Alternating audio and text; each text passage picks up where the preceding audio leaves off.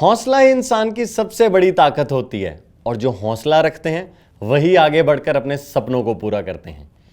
आज के एपिसोड में हमारे साथ ऐसे ही एक यंगस्टर हैं जिसने अपने हौसलों के दम पर बहुत कुछ हासिल किया। So please welcome multiple Guinness world record holder mister Chinmay Sharma on Friday talks.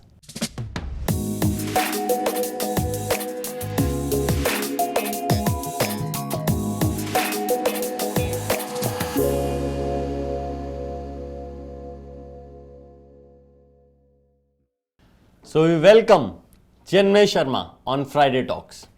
Thank you so much, आप दिल्ली से इतनी दूर से यहाँ पर आए, हमारे लिए टाइम निकाला, वक्त निकाला और फ्राइडे टॉक्स पे आपका बहुत बहुत स्वागत है। Thank you so much sir. So शुरुआत करते हैं चिन्मय जी। लोग पूरी जिंदगी एक वर्ल्ड रिकॉर्ड नहीं बना पाते, आपने 4 वर्ल्ड रिकॉर्ड बना दिए। जी सर। तो इसकी इंस्पिरेशन कहाँ से आई? सर इंस्पिरेशन मैं बताऊं, बेसिकली गिनीज वर्ल्ड रिकॉर्ड बनाया मैंने जी। और गिनीज वर्ल्ड रिकॉर्ड नाम ही इतना बड़ा है कि इंस्पिरेशन तो आपको छोटे छोटे मजाकों में भी मिल जाती है। बिल्कुल। कि ओए तू सोने का वर्ल्ड रिकॉर्ड बनाएगा, ओए तू ऐसे करेगा, तो ये सारी चीज़ें मैं सुनता था। एंड एक शो आता था सर OMG, ये मेरा इंडिया ऑन हिस्ट्री TV, उसमें गिनीज वर्ल्ड रिकॉर्ड के बारे में बताया जाता था कि इसने गिनीज वर्ल्ड रिकॉर्ड बनाया, इसने बनाया। सो जब मैंने वो चीज़ देखी तो मुझे ऐसा लगा कि हाँ, ये चीज़ एक नाम है, इसका ब्रांडिंग है और क्यों ना मैं एक अप्लाई करूं। ऐसा मेरे थिंकिंग नहीं थी कि हाँ मैंने ये बनाना ही है। जस्ट कहते हैं कि कुछ खोने को था नहीं तो कर लिया अप्लाई। और सर मैं 8 बार फेल हुआ पहली बार। मैं बताना चाहता हूँ, ये पहला इंटरव्यू है जिसमें मैं बता रहा हूँ कि 8 बार मैं फेल हुआ था। एंड रीजन इतने सिली थे। एक बार था कि एक ने कोविड के वजह से मास्क डाउन था, तो उस वजह से मेरे को उन्होंने फेल कर दिया क्योंकि आपकी कोविड गाइडलाइंस फॉलो नहीं करी। एंड इतना बुरा लगता है सर, 3 महीने में एक बार रिजल्ट आपने फिर कोविड के ड्यूरिंग शूट किया था? ड्यूरिंग शूट किया था सर, फर्स्ट टाइम था। एंड बहुत मेहनत लगती है सर, मतलब जो रिकॉर्ड आप सिलेक्ट करते हैं वो ऐसा लगता है कि जब आप प्रैक्टिस कर रहे होते हैं तो क्यों करा, मतलब सिलेक्ट क्यों करा, क्योंकि इतना ज़्यादा हार्ड वर्क रहता है, इतना मेरा दिमाग भी इतना उसके लिए रहता था, डाइट चलता था, पर्टिकुलर कार्डियो, सबसे इम्पोर्टेंट कार्डियो है सर, स्टेमिना की ट्रेनिंग। स्टेमिना की इतनी ज़्यादा ट्रेनिंग चलती थी तो बहुत हार्ड वर्क लगा। बट जैसे मेरे 1.5 साल लगा सर एक वर्ल्ड रिकॉर्ड बनाने में, और अगले 6 महीने में मैंने फिर 3 और वर्ल्ड रिकॉर्ड बना दिए। हम शुरू से शुरू करते हैं। जी सर। आपकी स्कूलिंग कहाँ से हुई और आपको मार्शल आर्ट्स का शौक कब पड़ा? सर मेरी स्कूलिंग न्यू दिल्ली से ही है, MCL सरस्वती बाल मंदिर स्कूल है। और मार्शल आर्ट का शौक सर मेरे ब्रदर करते थे। ओके। एंड मेरे ब्रदर ऑलमोस्ट उन्हें अभी 25 ईयर्स ऑफ एक्सपीरियंस है, अभी भी सिखाते हैं वो। बट मैं स्टार्टिंग से ना सर थोड़ा नोटी टाइप किड था एंड लड़ने वाला टाइप, जो बच्चों के साथ लड़ी आता है और नोच ही आता है, बैटिंग नहीं मिली तो ऐसा टाइप। तो वहाँ से उन्होंने देखा कि भाई ये तो रोज ही कंप्लेंट ला रहा है, स्कूल से कंप्लेंट, फर्स्ट क्लास का बच्चा कंप्लेंट ला रहा है, बच्चे को नोच दिया। तो उन्होंने कहा कि ये तो ऐसा कर, मेरे पेरेंट्स ने बोला मेरे भैया को कि भाई तेरे 2 बच्चे हैं, इसको ड्रेस पहना, 3 दिखेंगे, तू जा इसको खड़ा कर और बढ़िया इसको भी करा, कम से कम मारने का मेडल तो लाए घर में।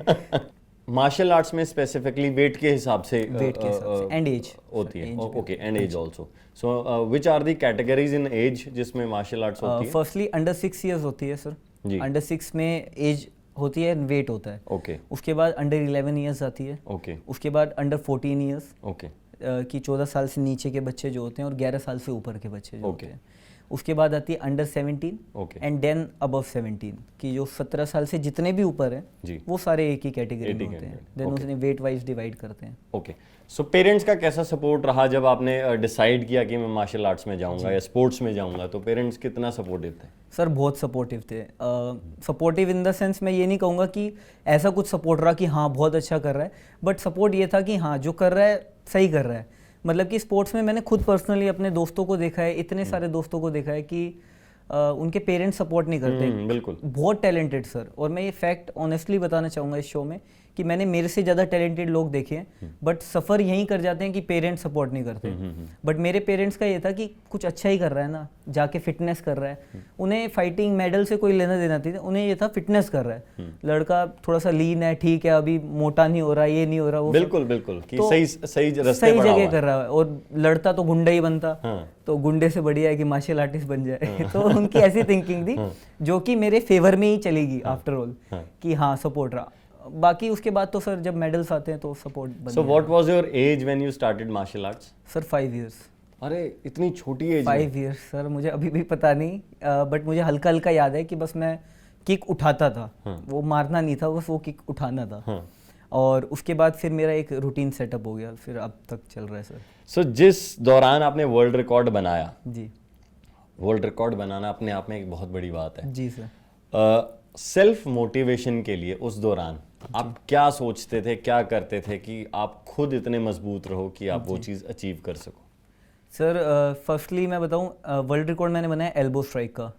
और सेल्फ मोटिवेशन की आपने बात करी, तो सबसे बड़ा सेल्फ मोटिवेशन है कि वो रिकॉर्ड पाकिस्तान का था।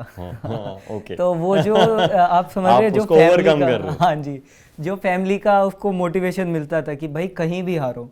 प्यूमा से मैं स्पॉन्सर हुआ था वर्ल्ड रिकॉर्ड के लिए, और जब मैं किट भी ले रहा था तो जितने भी स्टोर मैनेजर थे और सारे लोग थे वो कह रहे थे पाकिस्तान से नहीं हारना, पाकिस्तान से नहीं हारना। तो वो ऐसा मोटिवेशन मिल जाता था, क्योंकि मुझे प्रेशर अच्छा लगता है सर, प्रेशर पड़ता है तो मेरा बेस्ट निकलता है। तो आई नीड कि हाँ थोड़ा बहुत प्रेशर चलता रहे मेरे साथ। तो वो आज भी है कि उसके बाद मैंने 2 वर्ल्ड रिकॉर्ड पाकिस्तान के तोड़े, तो बहुत अच्छा, मतलब यही मोटिवेशन था कि पाकिस्तान का रिकॉर्ड है, मेरी तरफ से नहीं बट लोगों ने ऐसा बनाया हुआ था इसको। And what was the feeling after setting the world record? आपको क्या फीलिंग आई? किससे सबसे पहली बार बात करी आपने, और आपने अपनी खुशी किस तरीके से जाहिर करी? सर सबसे पहली बात तो ऑब्वियसली मम्मी से करी थी मैंने। एक्चुअली मैं बाहर था, ओके। और जब वो मेल आई ऑफिशियल कि आपका अप्रूव्ड हो चुका है, तो मैं बाहर था, ड्राइव कर रहा था। एंड मैं ड्राइव करते करते पता लगा, तो मैं रुका रेड लाइट पे, तो मैंने देखा, तो मैंने साइड में बाइक लगा दी और पीछे हॉर्न बज रहे हैं, पर मैं मम्मी को कॉल करके बता रहा हूँ मम्मी मैंने कर दिया। तो कह रही क्या कर दिया? तो उन्हें याद नहीं था। मैंने कहा आप सोचो क्या करा होगा। तो कह रही वाह। और सर आप मानोगे नहीं, जब तक मैं घर गया, जब तक रिश्तेदार आ चुके थे वहाँ पे, और उन्होंने इतना अच्छे से सेलिब्रेट करा उस चीज़ को। और रिकॉर्ड आया नहीं था, अभी 2 हफ्ते थे लंदन से रिकॉर्ड आने में, बट उसी टाइम से हमारा सेलिब्रेशन शुरू हुआ। और पहले रिकॉर्ड में सर 12 दिनों में 12 बार हमने सेलिब्रेट करा डिफरेंट लोगों के साथ। अरे वाह। तो ये बहुत अच्छा दिन था। फर्स्ट रिकॉर्ड में सबसे ज़्यादा सर आपको मज़ा आया होगा, क्योंकि वो पहली बार अचीव किया। सबसे ज़्यादा मैं देखता हूँ कि इंडिया में स्पोर्ट्स की जब बात आती है, सबसे अव्वल दर्जे पे हम क्रिकेट को रखते हैं, और मल्टीपल अदर स्पोर्ट्स हैं जो उसके बाद फॉलो करती हैं। जी जी। मार्शल आर्ट्स की अगर हम स्पेसिफिकली बात करें, जी सर, वर्ल्ड वाइड ये इतनी बड़ी स्पोर्ट्स है, बट इंडिया में अभी ये उतना उभर के आगे नहीं आ रही है। जी जी जी। हालांकि आई वुड से जैसे अक्षय कुमार सर हैं, he promotes a lot, martial arts को बहुत प्रमोट करते हैं, उन्होंने खुद ये स्पोर्ट खेली हुई है। हाँ जी हाँ जी। सो थोड़ा सा डिटेल में मार्शल आर्ट्स के बारे में बताइए। Firstly sir over 400 martial art India में खेली जाती हैं। एंड आपको मैं बताऊं, अंडररेटेड स्पोर्ट है no doubt, but lack of knowledge भी है सर लोगों में। बिकॉज आपने भी कहीं सुना होगा कि जूडो कराटे, लोग बोलते हैं जूडो कराटे कर रहा है। लोगों को ये नहीं पता कि जूडो एक अलग है मार्शल आर्ट, और कराटे एक अलग मार्शल आर्ट है। तो लोग कहते हैं अच्छा तू जूडो कराटे कर रहा है। तो ये लैक ऑफ नॉलेज है। बिकॉज आपका कहना सही है कि अक्षय कुमार सर आए, ब्रांड एम्बेसडर, विद्युत जामवाल, टाइगर श्रॉफ भी हैं, बट कोई एक गेम का नहीं निकला कि, बिकॉज वो एक्टर है और उनके साथ ये चीज जुड़ती है तो देखती है, बट कोई गेम का ऐसा ब्रांडिंग नहीं निकला। जैसे कि कपिल देव जब निकले तो लोग क्रिकेट अपने आप हुआ। मेरा मानना है कि स्पोर्ट्स को प्लेयर डिफाइन करता है, प्लेयर जितना अच्छा होगा सर स्पोर्ट्स और ऊपर जाएगा। बट वो आगे निकलने का रीजन क्या है कि क्यों नहीं निकल पा रहे? सर एक्चुअली जहाँ तक मेरे को लगता है, ऑफ कोर्स बहुत सारी चीज़ें हैं सर, उसके डिटेल में तो नहीं जाएंगे, बट ये है कि सबसे फर्स्टली लगता है सर पेरेंट्स सपोर्ट। आप देखिए डॉक्टर बनना है, इंजीनियर बनना है, क्रिकेटर बनना है, एक्टर बनना है, ये सब आपने सुना होगा जब बच्चा पैदा होता है। बट मार्शल आर्टिस्ट बनना है, ये शायद या तो बच्चे का बाप बोलेगा जो मार्शल आर्ट करता होगा, अदरवाइज कोई उसका रीज़न है नहीं मार्शल आर्ट का। तो ये पहला चीज़ तो पेरेंट्स का इतना उजागर है नहीं उस चीज़ को लेके। बट कुछ हमारे एथलीट बहुत अच्छा है, जैसे कि बॉक्सिंग भी मार्शल आर्ट में ही आता है, और उसमें मैरी कॉम लेजेंड है, और मैं उन्हें मानता हूँ कि अल्टीमेट लेजेंड है, जिन्होंने गेम को आगे बढ़ाया है। तो ऐसे प्लेयर निकले। बट सर पॉलिटिक्स रहता है, खिलाड़ी रुक जाते हैं, चोट सबसे बड़ा रीजन जो पेरेंट्स को लगता है, एक सेफ्टी नहीं रहता है। बिल्कुल। क्योंकि सर So, क्या ये डेंजरस गेम है? नहीं सर, डेंजरस नहीं है। आपको जब एक आदत हो जाती है तो सर डेंजरस नहीं है। Okay. अदरवाइज तो बहुत सारी ऐसी चीजें हैं जो हमें डेंजरस लगती हैं, बट लोग आदत हो जाती है तो वो कर ही रहे होते हैं उस चीज को। बट हाँ, चोट जरूर लगती है सर। इट्स लाइक कि पेंटर पेंट कर रहा है तो रंग लगेगा सर। जी चोट तो लगेगी। हाँ, वो आई थिंक हर स्पोर्ट्स के अंदर है, इतना चोट लगना या इंजरी होना, तो I think it's in every sports. अब अपनी आगे की लाइफ की आपकी क्या प्लानिंग है कि अभी आप 22 साल के हो गए हैं? जी जी। और आगे आप क्या सोचते हैं, आप क्या अचीव करना चाहते हैं इस पर्टिकुलर गेम के अंदर ही? सर फर्स्टली मेरा सबसे इम्पोर्टेंट जो ड्रीम है इस वक्त, मैं यंगेस्ट मार्शल आर्टिस्ट बनना चाहता हूँ जो कि 10 वर्ल्ड रिकॉर्ड हासिल करेगा। थोड़ा सा मुश्किल है, मैं आपको बता देता हूँ। उसकी एज है 23 ईयर्स, 24 ईयर उसका टारगेट है इंडिया में जिसने अचीव करा है। अगर मैं 23 ईयर्स में कर देता हूँ 10 वर्ल्ड रिकॉर्ड, अभी हालांकि मेरे पास 4 हैं, 6 वर्ल्ड रिकॉर्ड और मुझे 1 साल के अंदर बनाने हैं, तो मैं इंडिया का यंगेस्ट मार्शल आर्टिस्ट बन जाऊंगा जिसके पास 10 वर्ल्ड रिकॉर्ड होंगे। सुपर। एंड मेरा ये कहीं मैंने एक डायलॉग में बोला था तो मुझे अच्छा लगा पर्सनली, और मैं ये चाहता हूँ कि ये चीज़ करूँ कि मेरी वॉल है सर जहाँ पे मैं रिकॉर्ड सेट करता हूँ, तो मैंने किसी को डायलॉग में बोला था कि इतने रिकॉर्ड लगा दूंगा कि दीवार कम पड़ जाएगी। तो इतने रिकॉर्ड लगा दूंगा सर, दीवार कम पड़ जाएगी। I am sure you will achieve what you are thinking right now. काफ़ी लाइफ में अप्स एंड डाउन आते रहते हैं। हाँ जी सर। और कभी जब आपके साथ वाले आगे निकल जाते हैं तो आपको लगता है कि यार मैं कहाँ रह गया, because you are working I would say in an underrated sport. बिल्कुल सर। इसमें मॉनेटरी बेनिफिट बहुत कम होगा। बिल्कुल बिल्कुल।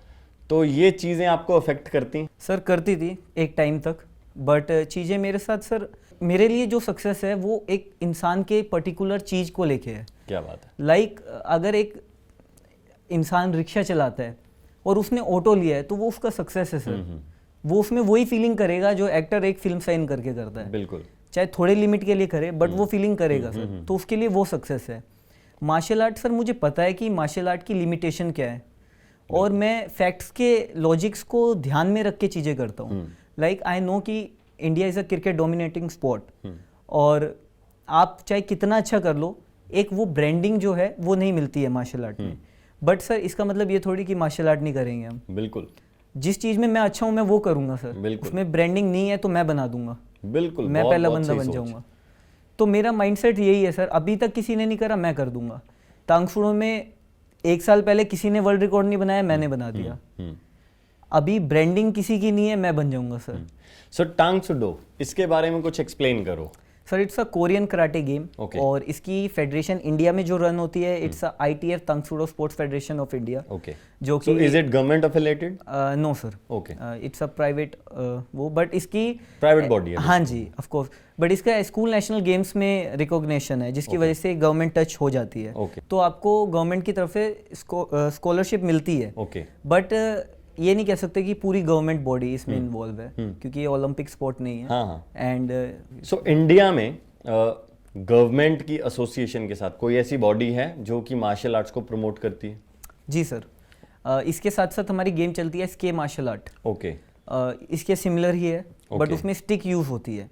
And it's a Indian martial art traditional, like Kalari Pattu. Okay. जो कि विद्युत सर करते हैं हमारे। जी जी जी बिल्कुल। तो उसी की तरह स्के मार्शल आर्ट है, उसमें स्टिक एंड शील्ड होती है। ओके। उससे आपको फाइट करनी होती है। सिमिलर रूल्स हैं, बट वो मिनिस्ट्री ऑफ यूथ अफेयर्स में है सर। ओके।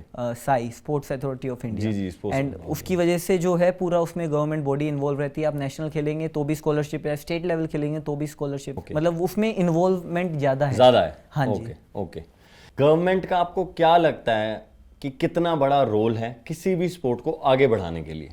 सर मेरे हिसाब से तो बहुत बड़ा रोल है। गवर्नमेंट जब सपोर्ट करती है तो ऐसा लगता है कि एक बाप अपने बेटे को बोल रहा है कि बेटा खेल जाके। तो ये जब ये फीलिंग अलग ही होती है। तो गवर्नमेंट का क्या सपोर्ट है सर कि एक ब्रांडिंग करना, एक खिलाड़ी का एटलीस्ट आई थिंक कि फाइनेंशियल स्टेबल रहे। हर एथलीट जो इंडिया को रिप्रेजेंट करता है वो भूखा ना रहे। ये मेरा सबसे बड़ा कंसर्न है, और मैं हर किसी के लिए कहता हूँ, नॉट ओनली मार्शल आर्ट, कि मार्शल आर्ट में मैं हूँ, हर स्पोर्ट्स में आप भी मानते हैं। बहुत ऐसे हमारे सामने एग्जांपल है डिसहार्टनिंग कि किसी ने अपना अर्जुन अवार्ड देने की मांग करी कि ये ले लो, पैसे दे दो, क्योंकि हमारे घर में राशन नहीं है, या बहुत सैड चीज़ें हैं। बहुत सैड। और उसमें मैं चाहता हूँ कि गवर्नमेंट एटलीस्ट इतना कर दे, specially army first, and secondly sports में कि जिसने इंडिया को रिप्रेजेंट करा है एनी स्पोर्ट, उसके घर में उसकी फाइनेंशियल सिक्योरिटी हो, फाइनेंशियल बिल्कुल रहे।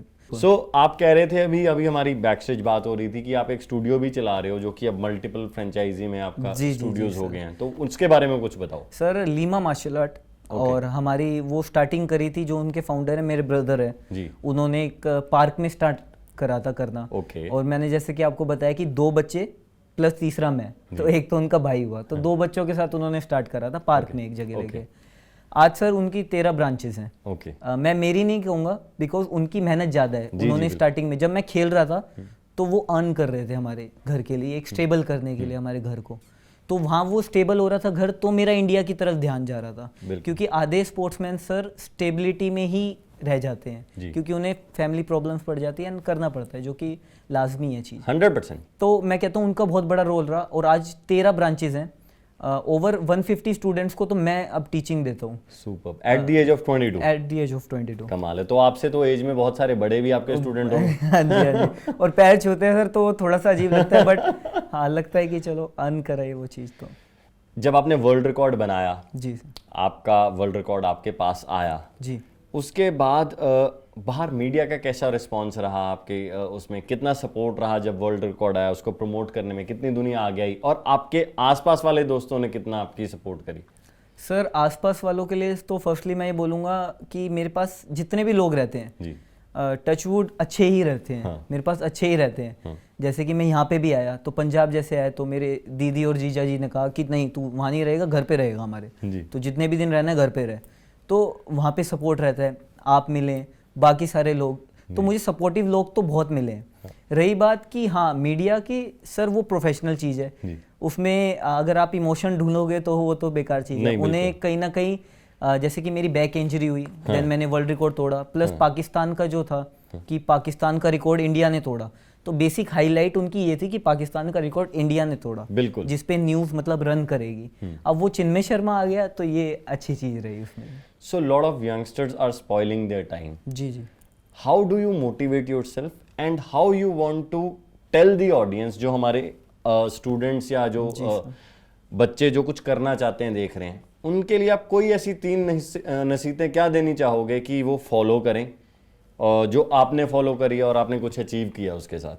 सर फर्स्टली मेरा जो बेसिक रूल रहा है लाइफ का, वो बिलीव रहा है जी। मैं बहुत बिलीव करता हूँ अपनी चीज़ों पे, और मैं जब भी खेलता हूँ, जब भी मैं एरिना में जाता हूँ, तो मैं ये बिलीव करता हूँ कि मैं सबसे बेहतरीन करूँगा। इट्स नॉट अबाउट कि कोई और बेकार करेगा, इट्स अबाउट कि मैं सबसे बेहतरीन करूँगा। और जब भी मैं करता हूँ तो मैं उसी बिलीव के साथ करता हूँ। Believe sir. कई बार इस पे सर क्या होता है, थोड़ा क्रिटिसाइज भी हो जाते हैं, अरे ये तो बड़ बोला है, ये तो नंबर 1। मैं आपको नहीं कह रहा हूँ कि आप मुझे नंबर 1 मानो, मैं अपने आप को बता रहा हूँ कि आप नंबर 1 हो तो परफॉर्मेंस दो। सेल्फ मोटिवेशन और बिलीव इन योरसेल्फ सबसे ज्यादा जरूरी है स्पोर्ट्स के अंदर, स्पेशली सबसे जरूरी है सर। नहीं तो इतनी चीजें हैं सर, पॉलिटिक्स वगैरह सब इतना हार्श हो जाता है, डिमोटिवेट कर देंगे आप। हाँ जी, बहुत ज्यादा मतलब डाउन हो जाता है कई बार जी। तो उसमें सिर्फ एक ही चीज है कि आपको बिलीव करना है कि हाँ अगर तांगफुडो में पहला स्पॉन्सर हुआ है तो तांगफुडो में पहला वर्ल्ड रिकॉर्ड भी हो सकता है। Very good. तो ये चीज़, so this is one thing. और 2 चीज़ें ऐसी, 2 चीज़ें सर सबसे ज़रूरी, एक तो सपोर्ट रहता है सर। मैं मानता हूँ कि सपोर्ट अच्छा मिलने से आप और ग्रो करते हैं। मुझे मिला है सर। और कंपेरेटिवली मैंने एथलीट्स को देखा है जो मुझसे ज़्यादा टैलेंटेड है, बट वो कर नहीं पाए काम, या लॉन्ग लास्टिंग चल नहीं पाए, या कोचिंग में डल गए, फैमिली प्रॉब्लम्स, तो वो चीज़ मेरे को सपोर्ट मिला है। एंड तीसरी चीज़, मैं यंगस्टर को, सब जितने भी जो भी देख रहे हैं ये चीज़, मैं उन सबको बोलना चाहता हूँ कि एक आपको खुद पे भरोसा रखना है, वही बिलीव वाली चीज़ है। बट क्योंकि सोसाइटी में हमारे इतनी इनसिक्योरिटीज़ हैं सर, मोटा है, काला है, पतला है, छोटा है, बिल्कुल बिल्कुल, ये सब चीज़ों बहुत कुछ है, बहुत सारी चीज़ें हैं सर। एथलीट को बहुत देखना पड़ता है। हाँ। इन सब चीज़ों को हटा के आपने एक ही चीज़ सोचनी है कि अगर आप एक रिंग में गए हो, या फिर आप किसी स्पोर्ट्स में गए हो, किसी भी जगह आप कोई एरिना में गए हो, आपने ये सोचना है आप क्यों गए हो, वो वजह क्या है। अगर आपको वो वजह मिल गई है सर, तो आपका सारा काम हो गया। वो चीज़ नहीं। अच्छा, पेरेंट्स और आपका रिलेशनशिप कैसा है, your mom and you? Sir मेरी मॉम के साथ मेरा बहुत अच्छा है, मतलब कि मेरी मॉम जो है बहुत उन्होंने स्ट्रगल करा है लाइफ में हमें खड़ा करने के लिए। हम लोअर मिडिल क्लास फैमिली से हैं, और वहाँ से आज हम आए हैं, तो हम बहुत सेटिस्फाई हैं सर। हमने चीज़ें देखी हैं, मैंने आपको एग्जांपल दिया था कि एक सक्सेस हमारे लिए ये भी है कि हम कहाँ से उठ के कहाँ आए हैं। और मैंने मेरी मॉम को स्ट्रगल करते हुए देखा है। आपको मैं एक इंसिडेंट बताऊंगा जब मेरे साथ मतलब कोई भी नहीं हो रहा था। ऑफ कोर्स सर, अगर मैं बोलूँगा, कोई भी बच्चा बोलेगा कि मैं वर्ल्ड रिकॉर्ड बना रहा हूँ और पाकिस्तान को तोड़ रहा हूँ, तो ऐसे यकीन नहीं होता। तो जब मेरे साथ कोई नहीं हो रहा था तो मैं अपना अकेडमी में जैसे तैसे सेटअप कर रहा था और मेरे साथ कोई नहीं था, तो मेरे को फ़ोन रखना पड़ता था और फ़ोन के बाद मैं अपना झंडा पकड़ता था और वीडियो स्टार्ट करके भाग के आता था और ऐसे झंडा उठाता था। तो जब मैं वो सारी वीडियोस बनाता था तो मुझे पता लगा मम्मी मेरी पीछे से देख के वो रो रही थी कि यार ये मतलब अकेला अभी लगा पड़ा है कितना ज़्यादा। तो ये तो मेरी माँ का रोल है। और पापा जो है मेरे थोड़े से जैसे सबके पापा होते हैं कि ज़्यादा तारीफ नहीं करते हैं, वो लड़का चढ़ जाएगा, हाँ ठीक है, बट पीछे पीछे बहुत खुश होते हैं। हमारा गाँव है, बहुत छोटा गाँव है सर, खेड़ी यूपी में आता है। ओके। तो वहाँ पे जब उन्होंने अवार्ड्स की कॉपी लगाई और वहाँ पे बैनर लगे, ढोल बजे, बहुत सारा अच्छा हुआ, तो मेरे पापा बहुत प्राउड हुए कि आज वो ये कह सकते हैं। और मेरी लाइफ की सबसे बड़ी अचीवमेंट सर यही है। टॉप 3 स्पोर्ट्समैन किसी सर। भी फील्ड के हों, जी सर, आप जिनको एडमायर करते हो, वो कौन है? सर जैसे कि मैं एक ही एडमायर करता हूँ, to be honest, MS Dhoni. I think उन जैसा मतलब इंसान, मैं बोलते हुए भी रोंगटे खड़े हो रहे हैं, मैं इतना बड़ा फ़ैन हूँ उनका। एंड मेरे लाइफ का गोल भी है ये कि कभी मेरे को मौका मिले एनी हाउ मिलने का, भीड़ में नहीं मिलने का, अपनी अचीवमेंट से, अपनी जगह से जाके उनसे मिलूं ताकि उन्हें भी याद रहे। ऐसी कोई भी 3 चीज़ें जी सर जो आप ओवरऑल चाहते हो कि स्पोर्ट्स के अंदर या अथॉरिटीज़ के अंदर बदलाव आना चाहिए, ताकि ऐसी गेम्स जो आप खेलते हो या कोई भी ऐसी गेम जो थोड़ी सी अभी सपोर्टिव नहीं है फ्रॉम गवर्नमेंट, बिल्कुल सर, तो उनको ऊपर लाने के लिए ऐसी क्या 3 चीज़ें करनी चाहिए सरकार को? सर फर्स्टली मैं इसका जो आपने क्वेश्चन पूछा है इसका जवाब एक इंसिडेंट से देता हूँ। एक एथलीट थे, मैं नाम नहीं लूँगा, बट एक एथलीट हमारी गेम में, सेम गेम में वो इंटरनेशनल खेले सर, वर्ल्ड चैंपियनशिप खेले, पोर्चुगल गए, गोल्ड मेडल लाए वहाँ से। आप शौक होंगे, आज तक उनका एक आर्टिकल भी नहीं है सर।